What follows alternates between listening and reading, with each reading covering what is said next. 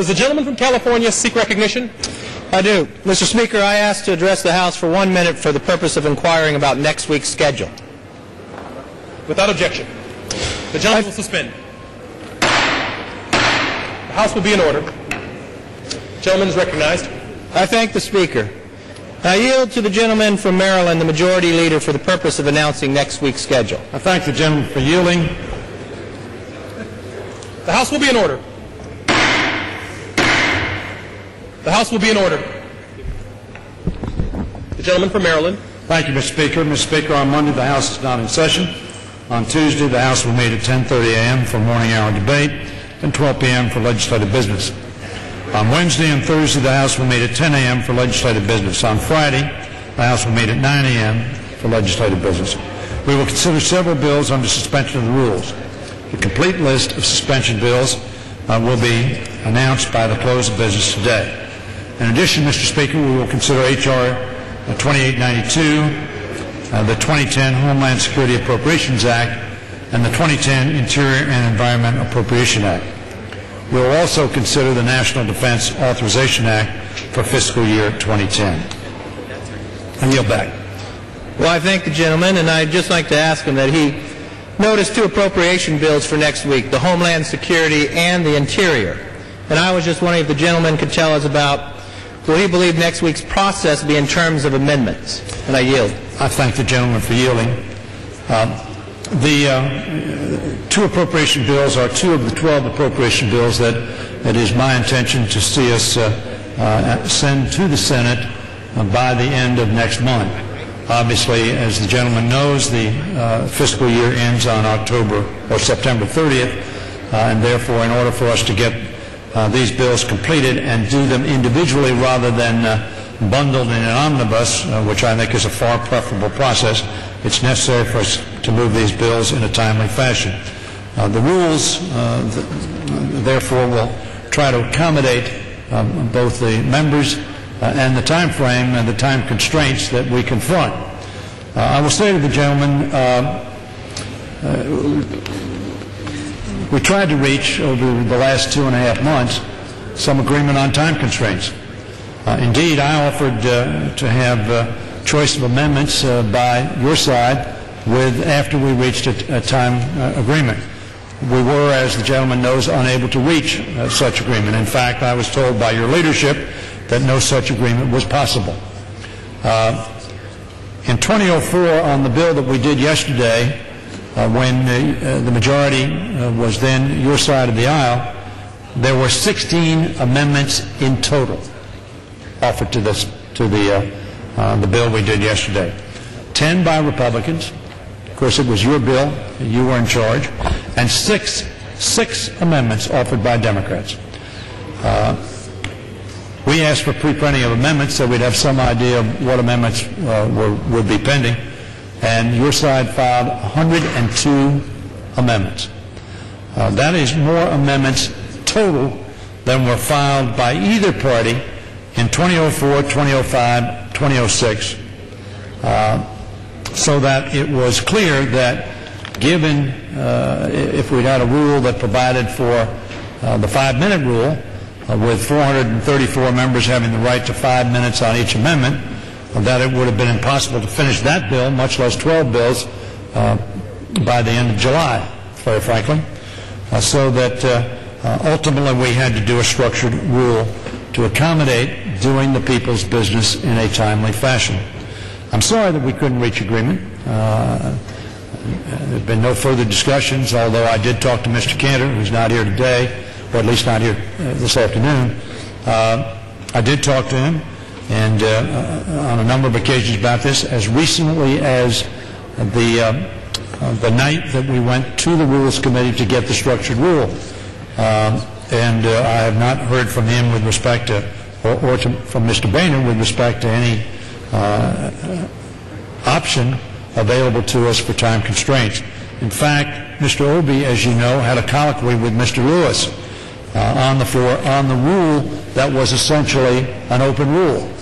And the colloquy essentially asked by Mr. Obey, can we reach time agreements? And Mr. Lewis responded, "I'm afraid my conference might very well have a revolution on its hands, and you might have a new ranking member," in which he indicated that time constraints were not possible. Therefore, I say to my friend from California that we are considering a rule which will do, as I said, allow us to consider amendments on substance, but allow us to do so in a time frame that may well be shorter than has been the case in the past. Let me say to you that when we last considered the Commerce, Justice, Science Bill in 2006, when your side was in charge, you got a unanimous agreement from Mr. Obey on time constraints. Those time constraints provided for consideration of approximately 17 hours on the bill. In 2007, we got not time constraints, but about the same amount of time. Now, unfortunately, after we thought in 2007 we were going to have agreement to do about the same time that we gave to you when you were in the majority, notwithstanding that, we went 50 hours over. Now, 50 hours in terms of legislative time is at least 2 weeks of time, unless, of course, you have a day like yesterday. But in terms of a normal day, that's 2 weeks. We simply cannot complete and do our business in that context. So I tell my friend that we are considering a structured rule because we believe that if we're going to get our work done, that's necessary. We believe it has been amply shown in 2007, and because we were unable to reach over 2.5 months on agreement on time constraints, that the only way you're going to allow us to get our work done is if we limit the time frame in which we can act. I yield back. Well, I thank the gentleman for yielding, and I thank my friend for expressing the desire to get the work done in this House. And I will tell you from this side of the aisle, that is our desire as well. Knowing when we talk about time, we believe we can get our work done on time as well. But having only been in this House 2.5 years and seeing bills come to the floor and knowing, even when we brought the stimulus, the whole idea about time, and soon we found out because somebody rushed the bill that there are AIG bonuses in the bill in time. I always think the American people believe it's okay to have a little checks and balance. It's okay to have a little debate on the floor. It's okay to have some amendments asked upon the bill process. And I asked my gentleman, good friend who brought up the number of amendments. The thing that I would recall, though, this is in a world of pre-printing. And when you deal with pre-printing of amendments that you have to submit them earlier, there's numerous ones you submit, but they will not come to the floor. Much like when we started the debate this week, we did not enter to the first Republican one till 6 of them have already been denied. So even though a quote will be named of 100 and some amendments, that's not the number that we'll take up. And when we talked about the ability of having an agreement on time, that came to pass after the bill had started. And I would think in the idea of making sure the best products comes out of this floor, that a time idea would not be till you start the bill. Look to where the process is. And how would it be wrong to have a debate? When I just watched the ledge branch today, we only had one amendment that we all agreed to.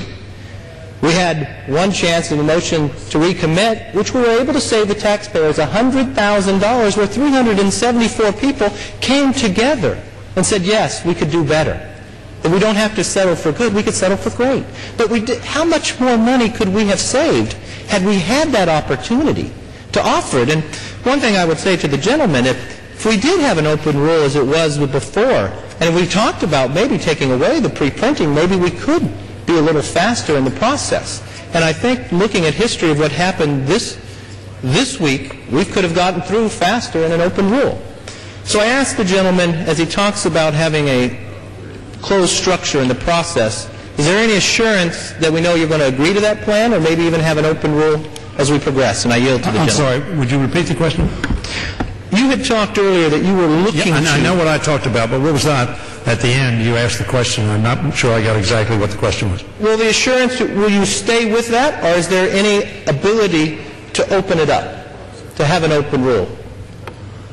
Let me respond to the gentleman's observation with respect to starting the bill without agreements on time. We did that in 2007.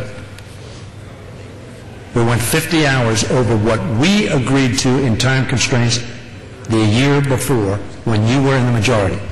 My belief is, and I tell my friend this very sincerely, and I think my friend knows my reputation about working across the aisle and working in an honest, open fashion, is that the agreement was that we would do exactly, not to the minute, but within the framework of the agreement that we gave to you to consider the bills that you brought to the floor in 2006.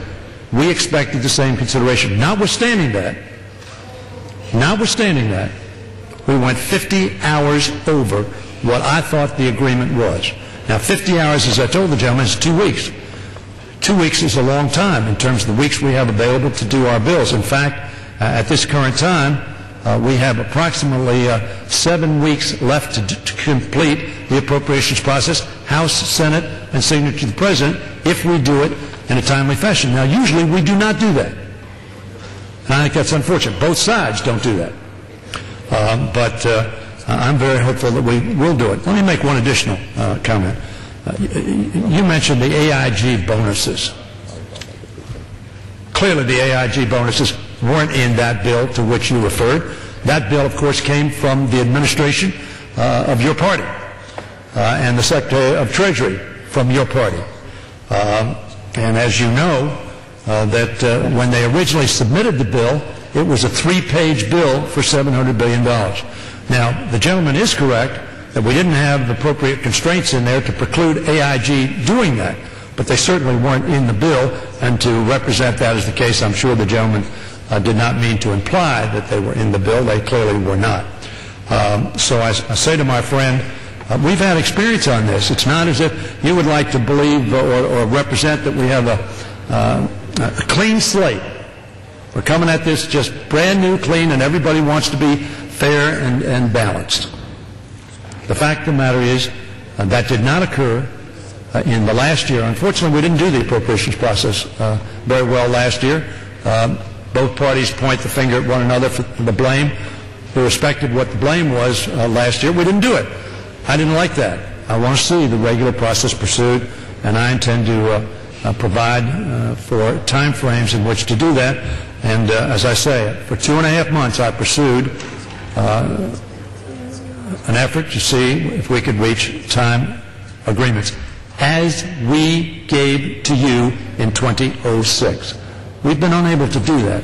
I think that's unfortunate.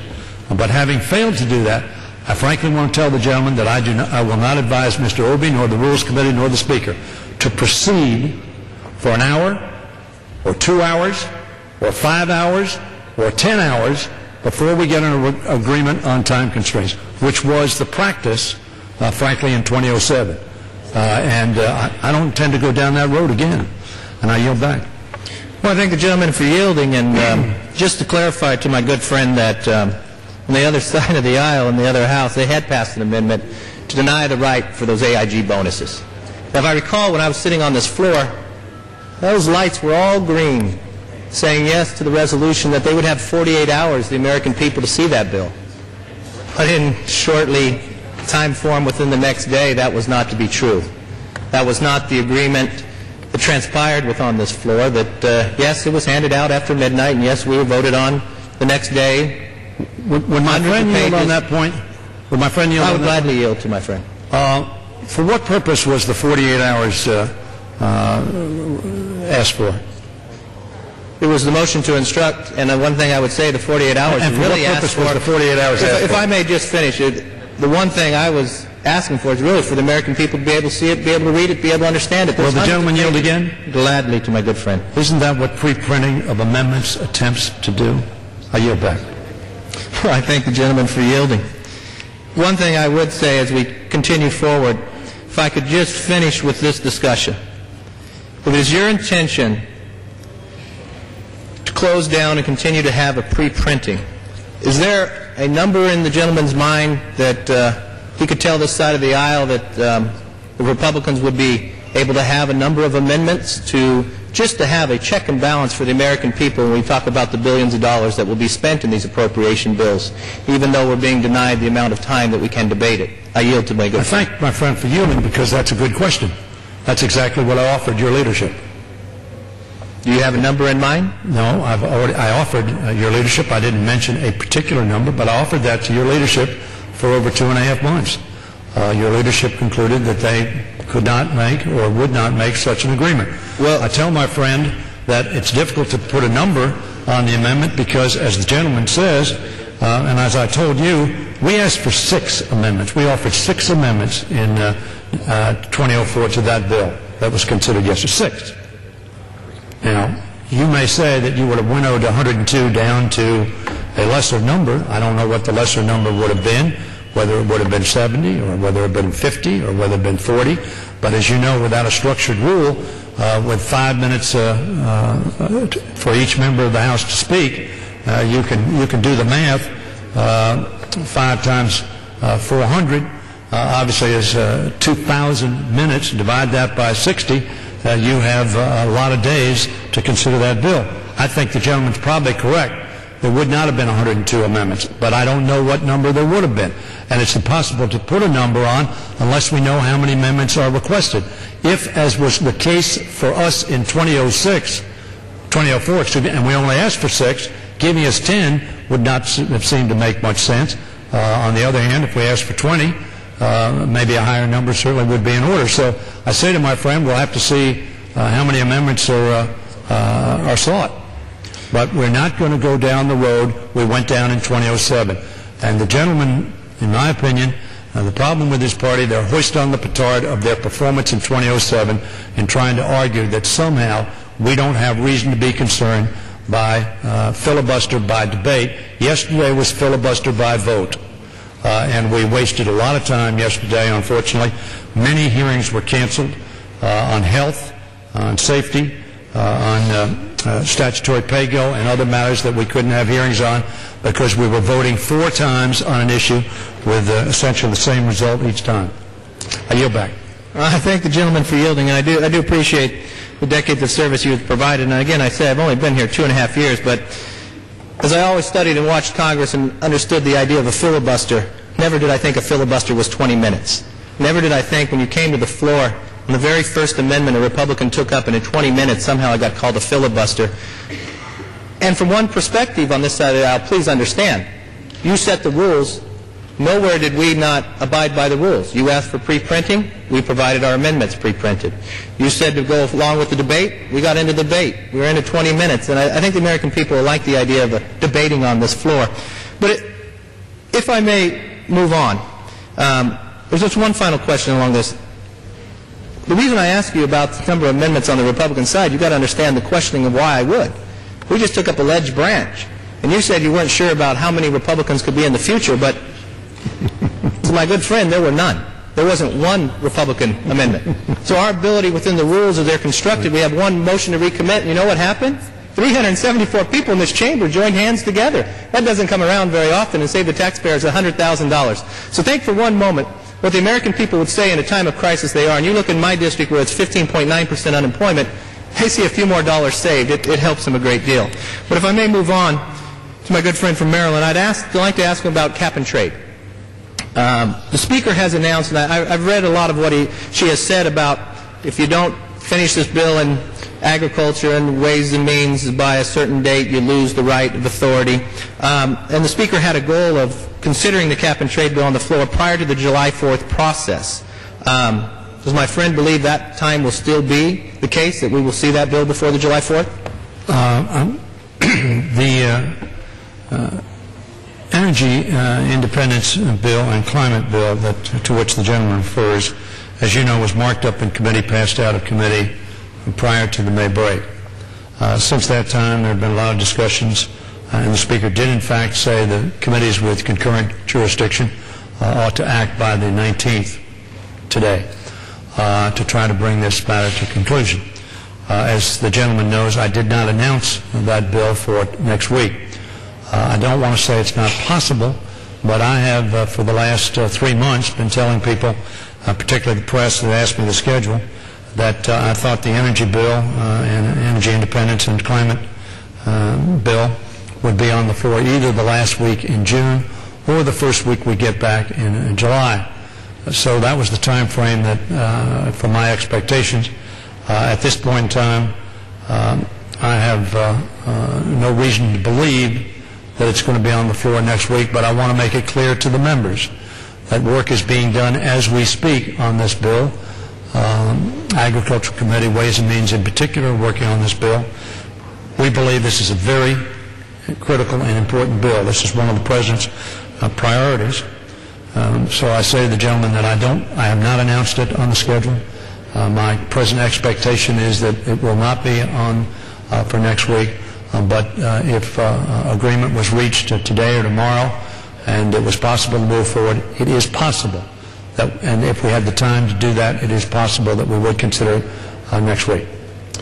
If I just may follow up on that, should I believe what I read in the paper that the Speaker, even though this bill has 3 different committees of jurisdiction with the Agriculture and the Ways and Means still, if it was not taken up by a certain date, would they lose the jurisdiction right to take up the bill before it came to the floor, or will we expect it to come out of those committees before the floor? I think that obviously is going to be up to the Speaker and the committee chairs as they discuss this, but I think, again, we deal with time constraints, and we want to do things right, but we know that if you simply do not set targets to get things done, the legislative process, which I've been at for over 40 years, sometimes can delay, and you don't get things done. So you set target dates to get things done, and that's what she has done. Not only is so much a question of losing jurisdiction as is a sense of trying to get something done by a date so that you can then move on to final passage on the floor of the House. Well, I thank the gentleman, and if I may move on to another subject, during the debate of the war supplemental, one major issue was dropped from the bill. The bipartisan provision to prevent the release of detainee photos were removed from the final version. Knowing the release of these photos could create greater tension in the very region that our troops are now fighting. As the gentleman knows, the Senate unanimously passed the Lieberman bill yesterday, preventing the release of detainee photos. I was just wondering why the bill didn't come to the floor today to protect our troops, and do you consider that to be brought up next week? Well, I appreciate the gentleman's question, and I think many of us share the view that the President's action was well advised as it relates to the safety and security of our troops. On June 11th, as the gentleman may know, just a few days ago, the President wrote to the chairs of the House and Senate Appropriations Committee and said as follows, quote, "I deeply appreciate all you've done to help with the efforts to secure funding for the troops. Assure you that I will continue to take every legal and administrative remedy available to me to ensure that DOD detainee photographs are not released." In light of that, and of course the court has put a stay on the release, as I'm sure the gentleman knows, so that there is no present intention by the administration to release these photos. So while the Senate acted yesterday, obviously there was no need for us to act immediately on this, and I'm sure the committee will consider it in due course. Well, I thank the gentleman, and knowing that, knowing the senators, knowing that as well, they still passed it yesterday in a unanimous. Do you believe we could do it next week? Excuse me? Do you believe we could take it up next week? I think we could do a lot of things next week. All right. So I look forward to that. I appreciate well, it. I didn't say that we would do that next week. You asked me, could we? We could. I would never bet against you. I appreciate the opportunity to bring that up. And to my good friend from Maryland, knowing that this is the last colloquy before the 4th of July break, as we look forward when we come back, there's a lot of big topics coming before this House. And I will tell you, from a personal level, it was a little disturbing on some of the items I'm reading about. Because in this House, on this side of the aisle, I participated really in the first time coming back this year, inviting our President to our conference, inviting President Obama to the conference because we wanted to work in a bipartisan manner. We worked on the idea of the stimulus bill where we got together and we created ideas that he asked for and we gave it to him, and create twice as many jobs with half as much money, scored by his own administration in there. And when I look forward, one thing that we did early on was this leadership of this side of the House signed a letter to the President with talking about we want to work together on health care. We want to find common ground. We want to make sure that all Americans have access to health care. We want to make sure that we solve this problem. And in doing that, we even put together our own working group. We set out our principles. We continued to put them forward. And one of the concerns I had when I tried to find information from the other side of the aisle, I'd go to the President's webpage, and first there were 8 items, and as we got closer, it would get down to 3 items. They were taking actually things off the website. But then when I read in the newspaper Politico, where people are being directed on your side of the aisle not to talk to Republicans on the health care issue. I don't know if you read that quote, but I could provide it to you. And then when I hear of other people that are outside of these chambers working on it being told not to talk to Republicans or they would not be put in the room, I'm just wondering if there's a chance that that behavior will change, that we will have the opportunity to work together, that we will have the opportunity with our ideas to be presented, that this is something that the American people would want, that we could work bipartisan, much like earlier when a Republican produced a motion to recommit and 374 people came together to save the taxpayers $100,000. And I yield to my friend from Maryland. I thank the gentleman for yielding. I'm not sure what quote or who was instructed not to speak to Republicans because I've had a number of discussions with my good friend Roy Blunt, so I didn't follow that direction. I haven't given that direction. And I want to make it clear that from the Speaker's perspective and mine, anybody on our side of the aisle who wants to sit down with anybody on your side of the aisle at any time to discuss health care issues, either in committee or in subcommittee, they are more than free to do so, and I would encourage them to do so. In fact, as I think the gentleman may know, all of the 3 committee chairs of Energy and Commerce, Education and Labor, and Ways and Means have been sitting down with their ranking members. Now, there was a change in ranking members, you know, on the Education and Labor Committee. I'm not sure, Frank, I'm not sure that you've made the change on Education and Labor. Maybe I have. Here we have. Yeah, okay. In any event, so I'm not sure exactly, Mr. Miller, but I know that Mr. Rangel has had discussions with Mr. Camp, and I know that Mr. Waxman has sought and indicates to me, and I wasn't there, but he's had discussion with his ranking member as well, Mr. Barton. So that let me assure the gentleman that we welcome bipartisan participation. I told that to Mr. Blunt. Mr. Blunt and I think, as you know, have a history of working together successfully on behalf of legislation in this body, and I have great respect for him. He heads up your health task force, and we have had discussions, and I've asked him to provide me with any suggestions that his task force has that he believes that would be useful for us to discuss further, and I'm very hopeful and that he will do so. As you know, we put a discussion draft on the table today for discussion. Your side has put some principles out as well, and I'm hopeful, I know the President's hopeful, that we can discuss those. We did have an unfortunate experience, as the gentleman recalls, when the President said he wanted to sit down and talk about the stimulus, and he was coming down to meet with your caucus, and a half an hour before he got there, your leadership instructed all of your members to vote no on the bill before talking to the President. I thought that was unfortunate, but notwithstanding that, it's our intention to continue to try to seek bipartisan input and agreement where that can be possible.